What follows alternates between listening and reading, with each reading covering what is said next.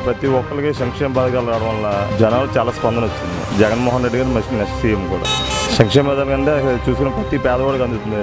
ఇల్లు కూడా కట్టిసేస్తున్నారు. చాలా బాగుంది పరిపాలన. ఆల్రెడీ ఇక్కడ కొమరోలు ఇల్లు కడుతున్నారు కదా, సంవత్సరంలోపు మొత్తం ఎన్నింగ్లు అయిపోతాయి. మొత్తం వాలంటీర్లు ఎక్సలెంట్ బాగా పనిచేస్తున్నారు, బాగా కష్టపడుతున్నారు వాలంటీర్లు. సచివాలయ వ్యవస్థ సచివాలయ వ్యవస్థ పెట్టిన తర్వాత కదా మార్పులు చేర్పులు బాగా వచ్చినాయి కదా. సోనియా గాంధీ ఎడతీసింది మన ఉమ్మడి రాజధాని అని చెప్పింది. అన్నదాయి ఇంతవరకు మనకి ఏ మాత్రం నిధులు గదులు ఏమి లేవు, అసలు ఏం కేటాయించలేదు. ఎలాగ అవుద్ది రాజధాని? అవుద్ది, నిదానంగా అవుద్ది.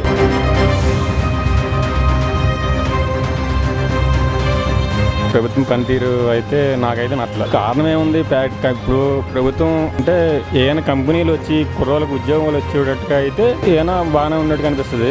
అలాగేం కానీ ఏదే పథకాలు ఇవ్వడం అవన్నీ ఎక్కడి నుంచి తీసుకొచ్చి ఇస్తారు? ఉచిత పథకాల కంటే ఉపాధి కావాలి. ఆ సొమ్ము ఎక్కడి నుంచి వస్తుంది?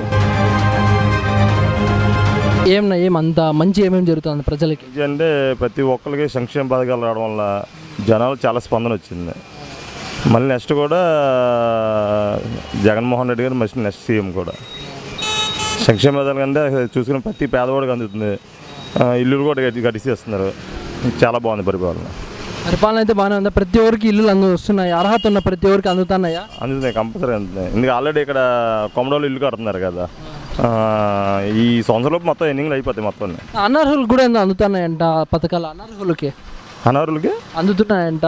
అందుతున్నాయి కంపల్సరీగా. అర్హత లేని వాళ్ళకి అలాగే అందదు అలాగా జరుగుతున్నాయంట.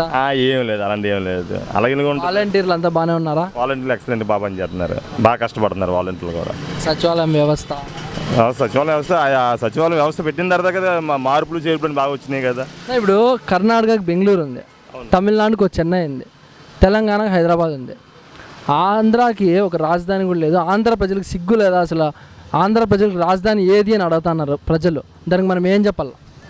ఏమన్నా అప్పుడు సోనియా గాంధీ ఎడతీసింది మన ఉమ్మడి రాజధాని అని చెప్పింది. అన్నదాయి ఇంతవరకు మనకి ఏ మాత్రం నిధులు గదులు ఏమి లేవు, అసలు ఏం కేటాయించలేదు. ఎలాగ అవుద్ది రాజధాని? అవుద్ది, నిదానంగా అవుద్ది. నెక్స్ట్ పరిపాలన మళ్ళీ జగన్మోహన్ రెడ్డి సీఎం గారు అయిన తర్వాత రాజధాని కంపల్సరీ అవుద్ది.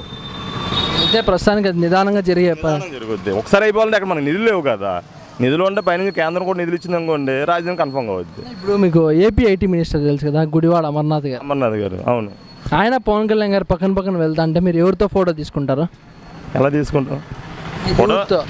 అమర్నాథ్ గారితో దిగుతాం. పవన్ కళ్యాణ్ ఎలా తీస్తాం? పవన్ కళ్యాణ్ అంటే ఒక సినీ యాక్టర్. అమర్నాథ్ ఎందుకంటే ఆయన ఒక రాజకీయ నాయకుడు. ఆయన దిగుతాం. ఆయన ఒక ఐటీ కంపెనీ తెచ్చినారు ఆంధ్రప్రదేశ్కి. ఏమన్నా ఐటీ కంపెనీ ఏవేవి తెచ్చినారు? మన పేరు చెప్పగలుగుతారా? ఐటీ కంపెనీ అని నాకు అంత ఐడియా లేదు.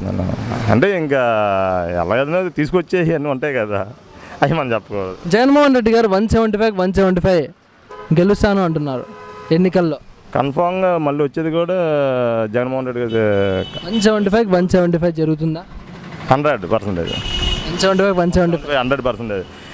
అంటే హిందూపూర్లో బాలకృష్ణ గారిని, కుప్పంలో చంద్రబాబు గారిని కూడా ఇంకేం ఉండదు. మళ్ళీ నెక్స్ట్ టీడీపీ గవర్నమెంట్ అనేది ఇంకేం ఉండదు. 100% అది. పవన్ కళ్యాణ్ గారిని కూడా ఇక్కడ భీమవరం గాజువాకలో ఓడించేస్తారు. అది కన్ఫామ్, అది ఓడించవచ్చు.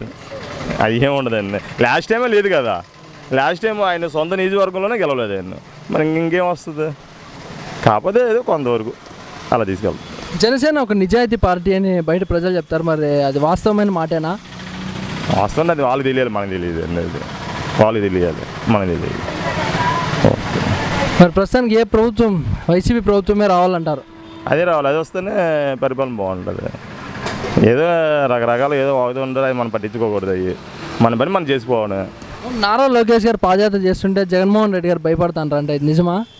అది ఎలాగా నిజం అవుతుందండి? అది అవన్నీ ఎత్తు మాటలు కదా. ఎలా ప్రస్తుతం ఆంధ్రప్రదేశ్లో ప్రభుత్వ పనితీరు ఎట్లుందా? ప్రభుత్వం పనితీరు అయితే నాకైతే నచ్చలే. దానికి కారణం ఏమని చెప్పండి. ఎందుకు నచ్చలేదు? కారణం ఏముంది, ఇప్పుడు ప్రభుత్వం అంటే ఏమైనా కంపెనీలు వచ్చి కుర్రోళ్ళకి ఉద్యోగాలు వచ్చేటట్టుగా అయితే ఏమైనా బాగానే ఉన్నట్టు కనిపిస్తుంది. అలాగేం కానీ ఏదే పథకాలు ఇవ్వడం అవన్నీ ఎక్కడి నుంచి తీసుకొచ్చి ఇస్తారు? ఉచిత పథకాల కంటే ఉపాధి కావాలంటే ఆ సొమ్ము ఎక్కడి నుంచి వస్తుంది? ఏదైనా ఆదాయం తీసుకొచ్చి దాన్ని బట్టి ఇస్తే బాగుంటుంది. అది రాష్ట్రం ఆదాయంలో ఉందా, అప్పుల్లో కూరుకుపోతుందా, ఏం జరుగుతుంది అసలు రాష్ట్రంలో? అంత లోతుగా నేను అవన్నీ చెప్పలేను. పోనీ ఇప్పుడు ఐటీ సెక్టర్ అన్నారు కదా మీరు, ఉద్యోగాలు. మన ఆంధ్రప్రదేశ్ ఐటీ శాఖ మినిస్టరు మన ఐటీ కంపెనీలు తేవడం లేదా? అదే అంతగా మాకు తెలియదు. అవన్నీ తెలిసినట్లయితే ఈ ముఠా పనులు ఇవన్నీ సీఎం కదా మేము. పోనీ ఆంధ్రప్రదేశ్లో సమస్యలు ఏమేమి ఉన్నాయి? తెలివిగా టెక్నాలజీ అవన్నీ తెలిసిన వాళ్ళు మీరు అడగాలి. కాదన్నా, పోనీ ఆంధ్రప్రదేశ్లో సమస్యలు ఏమేమి ఉన్నాయి? సమస్యలు అంటే మా వరకు చూసుకుంటే ఇప్పుడు మా కాలనీ ఉంది. మా కాలనీలో ఒక డ్రైనేజీలు లేవు, మురుకు ఇది రోడ్లు లేవు. అంతకుముందు టీడీపీ గవర్నమెంట్ వచ్చింది, ఆ టీడీపీ గవర్నమెంట్లో వేస్తామన్నారు, వాళ్ళు వేయలేదు. ఇప్పుడు వచ్చింది, ఇప్పుడు ఈ వైసీపీ ప్రభుత్వం వచ్చింది, వీళ్ళు వేయలేదు. ఆ కాలనీకి అలాగే ఉంది. అధికారులు మరి మీరు వాటర్ ఉందంటే వాటర్కు కూడా మాకు మంచిది కాదు. మంచి నీళ్ళు, తాగే నీళ్ళు కూడా లేవు. ఓన్లీ స్నానాలు అవి చేయడానికి వాడుకోవడానికి తప్పించడం, తాగడానికి పనికొచ్చే వాటర్, శుద్ధ వాటర్. మామూలు మినరల్ వాటర్ బయట నుంచి రోజుకు ఒక టిన్ 10 రూపాయలు చెప్పి కొనుక్కొని వాడుకోవాలి. ఇప్పుడు అధికారులు ఏం చేస్తున్నారు? ఇంత సమస్యలు ఉన్నాయి, అధికారులు కానీ వాలంటీర్ కానీ సచివాలయం వ్యవస్థ కానీ ఇవన్నీ ఏం చేస్తున్నాయి? ఏం చేస్తున్నాయి అంటే అది మీరు చూడాలి. మీరు చెప్పినారు ఇంతకీ ఈ సమస్య మాకున్నాయి అని స్పందనలో కానీ ఇవన్నీ చెప్పిన అధికారులకు అందరికీ చెప్తాం. స్పందనలో కూడా చెప్పినారు. స్పందనలు కాదు, అక్కడికి మా స్థానికంగా అక్కడ ఉండే వాళ్ళకి ఎవరైతే అధికారికి చెప్తాం. చెప్తే చేస్తున్నాం అంటారు, చేస్తాం అని చెప్తారు, వెళ్ళిపోతారు అంతే. ఇప్పుడు ఓట్లు ఆడడానికి వచ్చినప్పుడు ఏ వాగ్దానాలు ఎలా చేస్తున్నారో చెప్తాం, మేము చేస్తామనేసి అలాగే. మరి అలాగే జరుగుతూ ఉంది. 4 ఏళ్ళు అయింది ఇప్పటికే. 4 ఏళ్ళ నుంచి మీరు చూస్తూనే ఉన్నారు. మరి అయితే మీకు ఇంతవరకు పని అయితే జరగలేదు. ఇప్పుడు మీరేంటి అసలు ఇది ఏంటివి? ప్రైమ్ టీవీ అంటే యూట్యూబ్లో పెట్టాయా? యూట్యూబ్లో మీరు ఒకదానికొకటి కల్పించి పెడితే కరెక్ట్ కాదు. అది చేసాము. అయితే జగన్మోహన్ రెడ్డి గారు 175కి 170 స్థానాల్లో నేను గెలుస్తాను అంటున్నారు. దానికి ఏమంటారు? ఆయన అభిప్రాయం అది.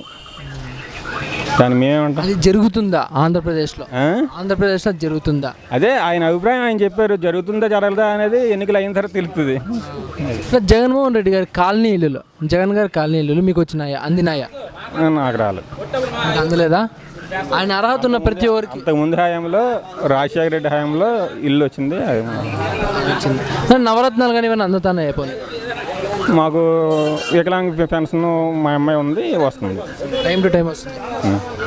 ఇప్పుడు ఆంధ్రప్రదేశ్కి రాజధాని విషయానికి వస్తే కర్ణాటకకు బెంగళూరు ఉంది, తమిళనాడుకు చెన్నై ఉంది.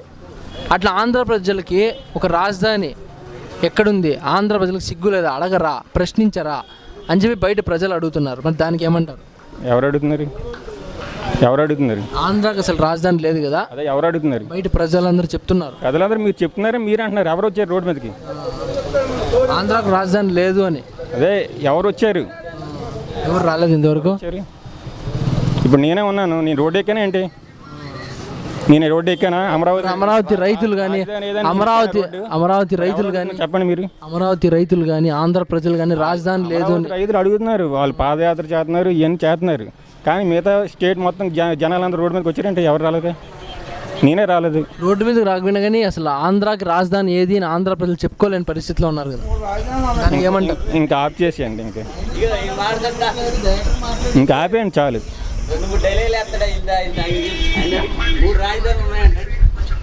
కన్నా రాజధాని విషయానికి వస్తే ఏమంటారు లాస్ట్కి? ఏది 3 రాజధానులు ఉండడం కరెక్టా, ఒక రాజధాని ఉండడం కరెక్టా, ఏదంటారు? ఒక అభిప్రాయం, ఒక రాజధాని కరెక్ట్. ఒక రాజధాని కరెక్ట్. Thank you.